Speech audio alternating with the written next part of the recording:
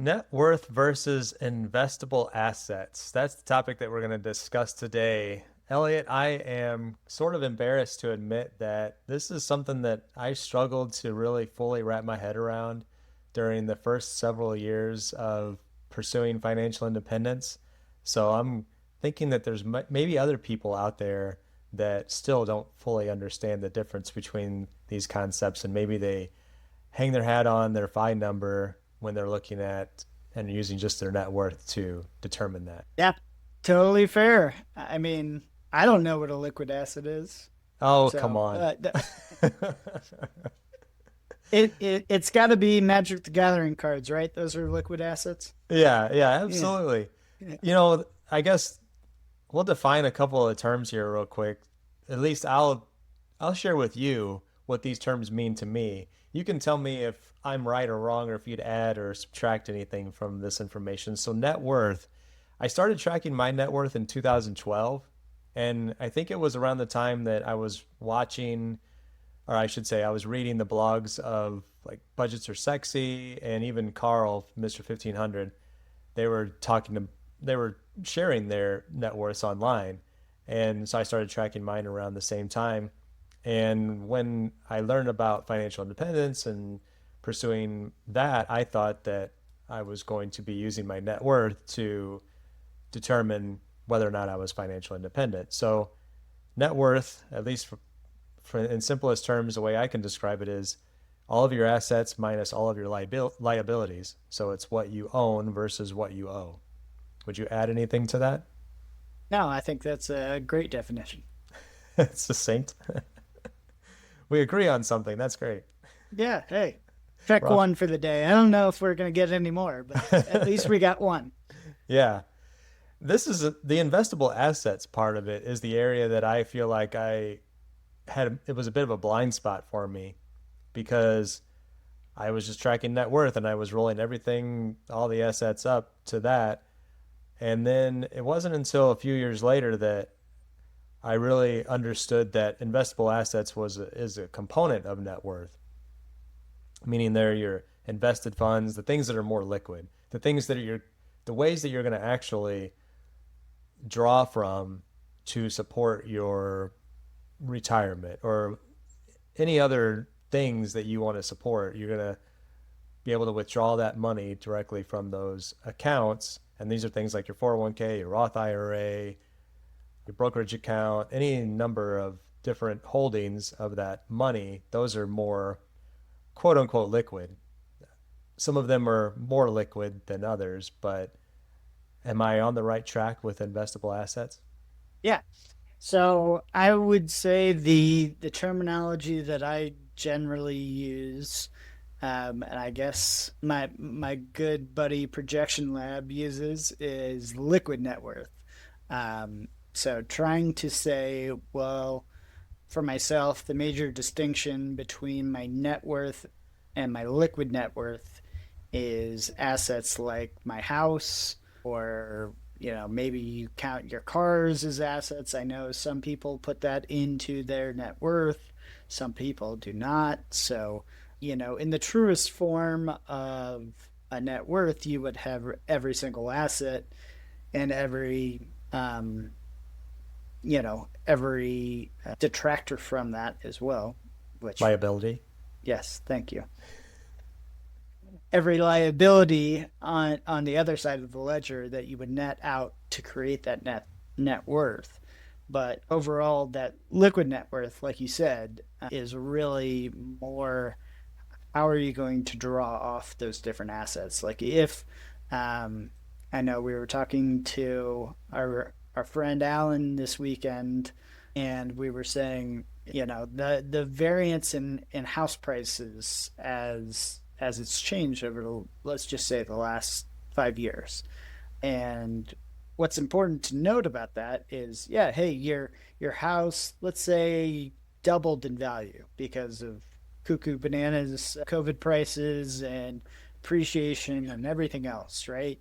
That's all well and great, but unless you actually sell the asset and realize the gain, it doesn't really make a lick worth the difference. So I think that's what's important when we make the distinction of what's a liquid asset, seeing, yeah, hey, your brokerage, all of a sudden there's a news headline that causes the stock market to jump 4% or drop 20%. Like that is a very measurable difference of how that is going to measure how much money that you're pulling off, even just off of dividends or any gains off of, I mean, theoretically you don't have to do anything. That's going to materially affect how much money that you are returning year over year.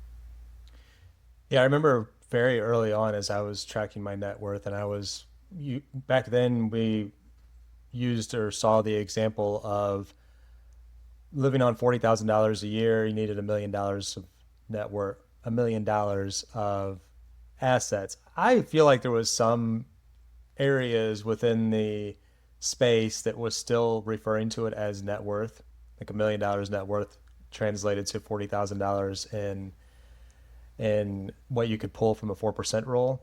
And maybe I just didn't fully understand that there was nuance associated with that net worth, but I feel like it was to some extent thrown around enough that it was kind of like, hey, all you need to do is achieve this $1 million net worth. And as I was tracking it, I'm like, oh, my house price is this and my cars are that. And then at some point the light bulb went off and I'm like, well, I can't draw down from my personal residence, and I'm not going to sell my car. And so, that really changed and even sometimes I'll notice that as, we're talking to each other, I know whenever I've said, hey, Elliot, here's where I currently stand. And you're like, oh, well, that's what your net worth is. And I'm like, oh, well, no, Elliot, we got to make sure that, because there's like the other example that I'll use is that my, real estate is, so if, just to take it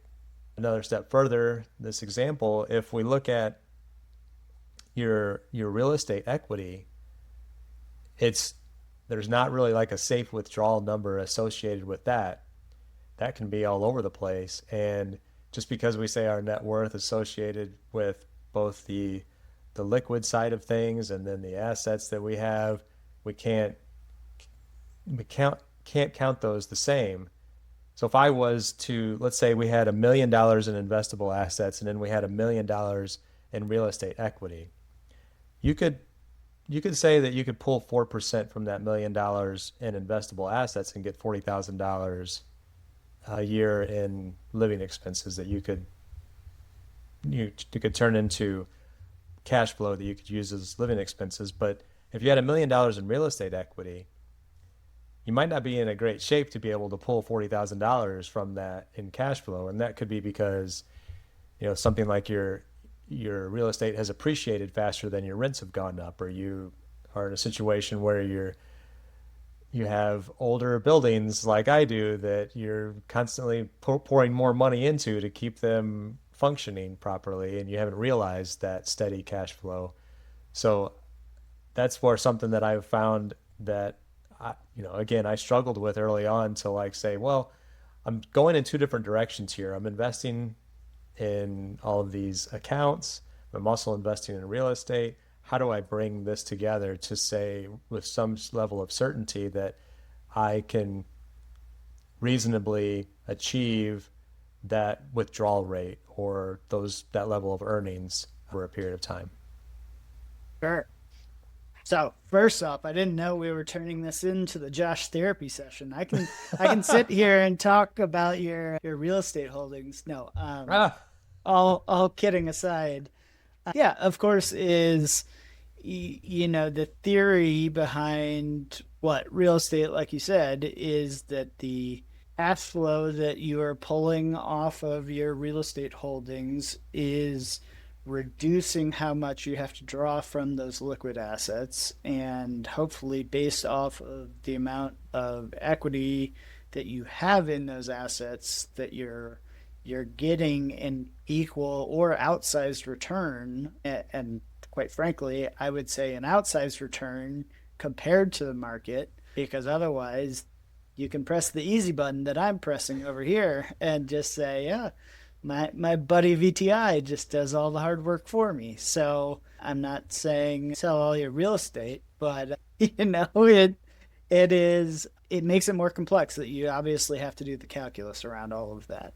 And to your point of whether or not, rent has kept up with appreciation, or like you said, you have large capital expenditures that change your profit that you're bringing home.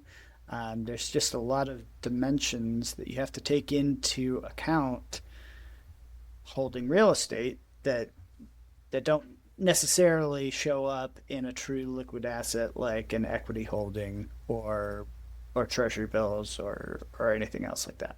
Now, the other part of that is, right, of course, and I would say that most people real estate would say, yeah, but now I can take leverage against an asset. I know where I am investing. I generally am receiving outsized returns compared to the market. So essentially, I'm putting a hedge on, I'm making an educated bet. I'm making a hedge against a certain return, and I'm okay with the small amount of pain that it gives me on the other side for the outsized return that I'm receiving. So, Yeah. And to continue your comment about Josh's therapy session here, so something that I've been really struggling with wrapping my head around for the last several months now is in my real estate portfolio, we're not realizing a significant amount of cash flow at the moment. And we've got one property that's vacant, another property that had some significant repairs. We did some capital expense work in late 2025. So it's been just a continuous cycle of pumping more money. The business is paying for itself. We're not paying for this stuff out of our own pockets or anything like that. We're just not realizing the amount of cash flow that we would like to. So I went through sort of a journey early this year over many months where I was like, man, I got to do something different. I got to get rid of these. The whole nine yards, like trying to come up with the best strategy. And here lately, I've kind of come to realize that I've acquired these properties over like the last 10 years. I started in 2016, acquired approximately one a year. I now have 8. But they all had their own level of deferred maintenance and deferred CapEx.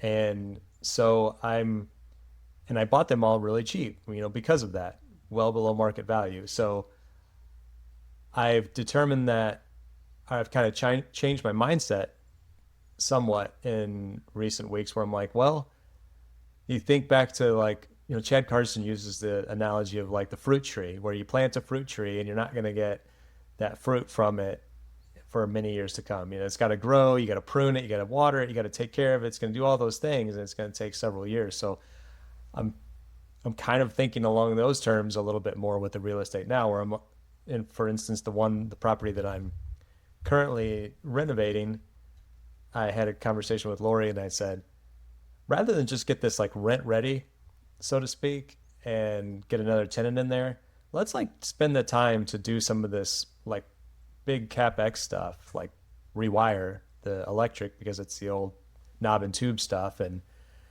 then I don't have to worry about it potentially for the rest of my life.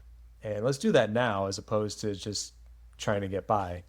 So I'm like investing back into these properties in hopes that with this strategy, they will pay dividends that are greater than what they're paying now in, the next 5 years or so. And that grin on your face is like, you're a fool. No. I mean, I get your thought pattern. I guess my initial question is always, okay, is your renter going to care whether they have knob and tube wiring or fuses? And are you going to be able to see that in translated rent that you're receiving, essentially? No, that's a good point. I mean, I think that it's not necessarily from the aspect of being able to have better and greater rent. It's just the opportunity to fix the known, quote unquote, known issues, because there has been some very minor issues with the electric there that could have potentially led to catastrophic outcomes. There was an outlet that was like melted, and it was because there was a space heater attached to it. And I know that, I mean, amperage and all the other things associated with that. The space heater shouldn't have been plugged in there, but also it should have tripped rather than let it just like melt the outlet. But it could have caused a fire that may or may not have been able to be put out. And so, yeah, all that to say, we've really gone off the What were we talking about, Josh? off the rails. No.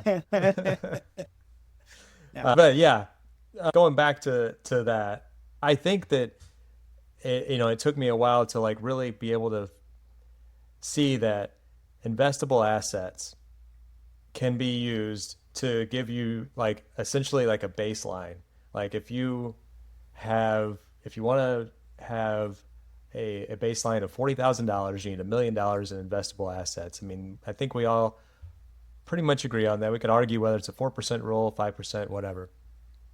But then where I always struggled to really wrap my head around, like what can my real estate portfolio like over time reasonably or predictably throw off in the form of cash flow. And so that is like above and beyond that baseline. And so it's just looking at it from like two different levels of perspective when it comes to like how much money you're able to realize in a given year. And it hasn't been as straightforward as like a portfolio that's essentially all equities. Yep. I agree. Now, I mean, to the same point that I would say, as far as I have looked at our projections quite a bit recently, you're well aware of this. In the same vein that you thought about net worth, I had the same thought pattern of, hey, this net worth includes my primary residence. I never intend to sell this residence as part of, it's not going to generate output. Like I still have to live somewhere. So why should that be included in the 4% rule for me to, say how much money that I need to retire with for that to fund my family's lifestyle for as long as we need it to, right? And so for the longest time, my projections have used net worth times 25 was how I was defining financial independence.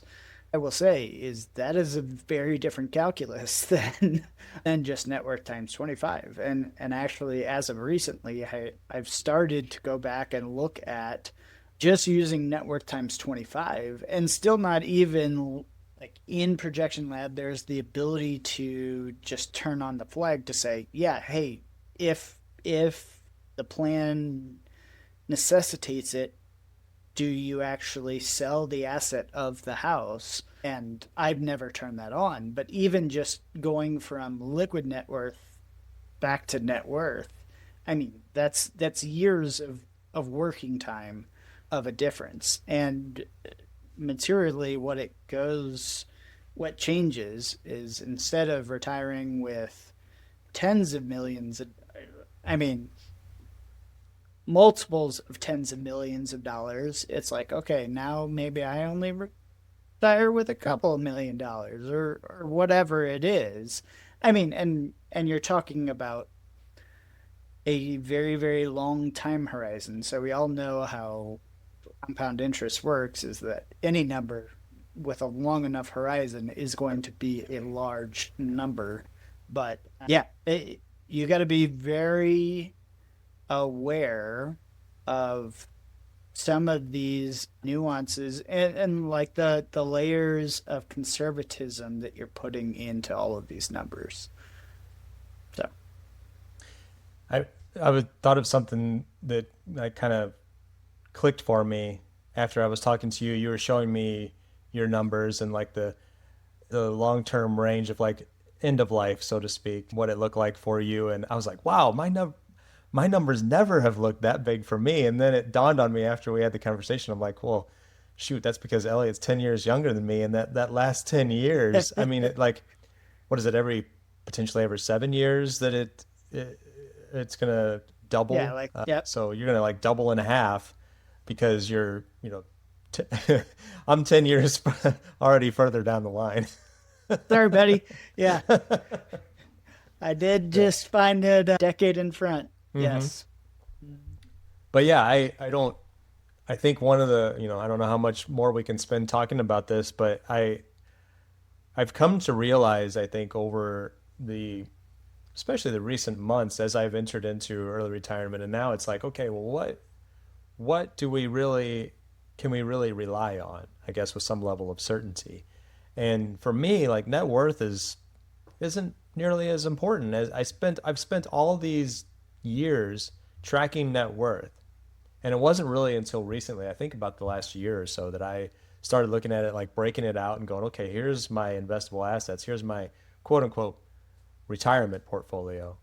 And yeah, that number is significantly less than the overall net worth, and maybe a little bit more important.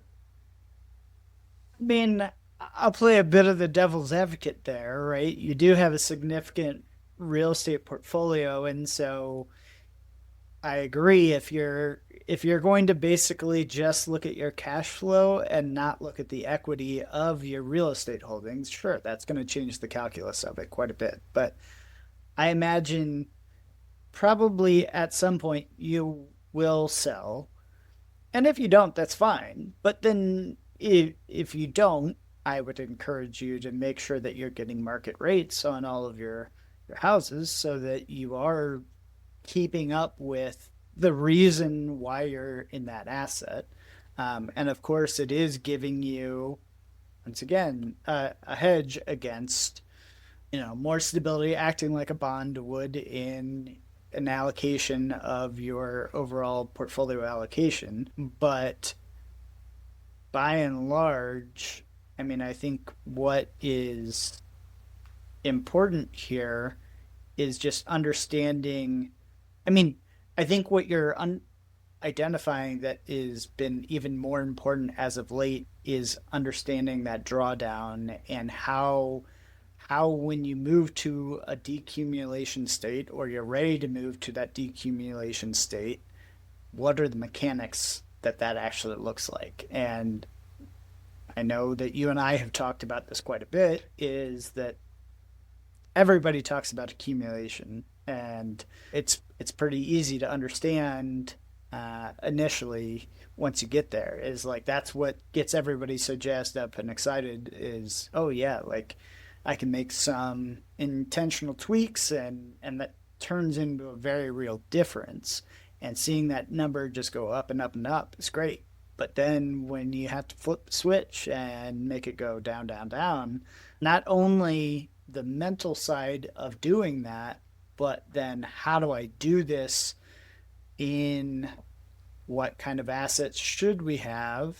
When we talked about that a couple of episodes ago about, asset type, and then where should those assets be located in order to make them, let's say, most tax efficient or whatever else. If I want to just say, let's use that $1 million net worth, $40,000, where am I going to get that $40,000 from? Am I getting $20,000 in cash flow from my real estate, and now I'm getting 10,000 from my Roth IRA, and I'm getting 5,000 from my brokerage, I'm getting 2,500 from this part-time job that I'm, whatever, I make a little money doing woodworking. Okay.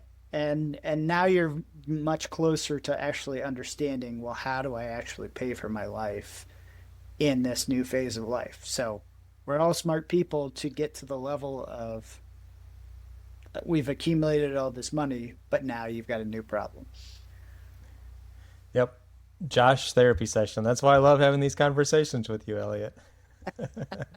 Yeah. No, It, it's probably more me than anybody else. but it is, you're right. I mean, along the journey and even after, you continue to learn, and it's an ongoing process of figuring out how all these pieces fit together. And just when you think you got a handle on all of it, it's like there's some new bit of information, or you're having a eye-opening revelation that, oh yeah, well this affects that, you know, and there's trade-offs with everything that you essentially learn on the other side of it that, you know, I didn't necessarily learn everything that I needed to learn when it came to withdrawal strategy. And we're not there yet, but as we eventually approach that, that's the stage that I'm in my financial independence journey, is learning all of that, like what makes the most sense. And even I was going to mention earlier at the top of the show, I threw out that thought experiment a couple episodes ago on the 401k withdrawal. And, you know, that being the very unoptimized way to get at some of your money by paying some penalties. But I've actually had a lot of feedback on that. And not to say that anybody is necessarily in agreement with that, but I have had some folks, even our own buddy Alan, he's like, I've thought about that more. And, you know, here's some couple of things to think about.